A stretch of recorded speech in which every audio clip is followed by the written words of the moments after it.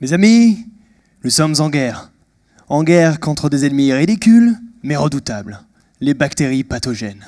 Pour faire face, nous avons mis en place un véritable arsenal d'antibiotiques. Hélas, nous sommes en train de perdre la guerre. On prévoit dans 30 ans 10 millions de morts par an liées aux bactéries multirésistantes, soit une personne toutes les 3 secondes.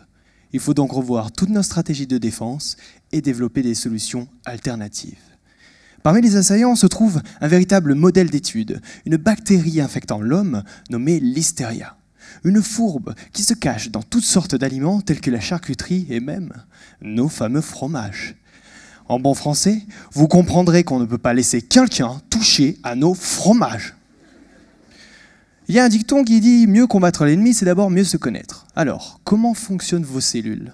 Pour vous l'expliquer, vu qu'on parlait fromage, on va rester dans la bouffe, hein, ça nous connaît. Imaginez que les cellules soient comme un petit cuisinier. Afin de bien fonctionner, elle doit concocter un paquet de protéines et pour ce faire, lire le secret de leur fabrication dans le plus grand recueil de recettes du vivant, la molécule d'ADN. Cet ADN est enroulé autour de millions de protéines façonnant un authentique livre de cuisine. Pour que vos cellules accèdent à ces recettes, il faut ouvrir le livre, oui, mais au bon endroit. Comme ça a l'air simple, mais croyez-moi, à notre échelle, ça serait comme fouiller dans un livre de 200 km d'épaisseur. Ouais. C'est pour ça que la cellule a annoté ce livre par des marque-pages qui lui permettent de savoir quel chapitre ouvrir ou fermer.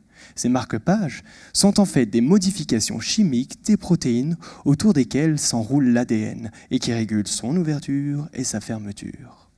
Et alors? Et si je vous disais que cette bactérie est capable de jouer avec notre livre?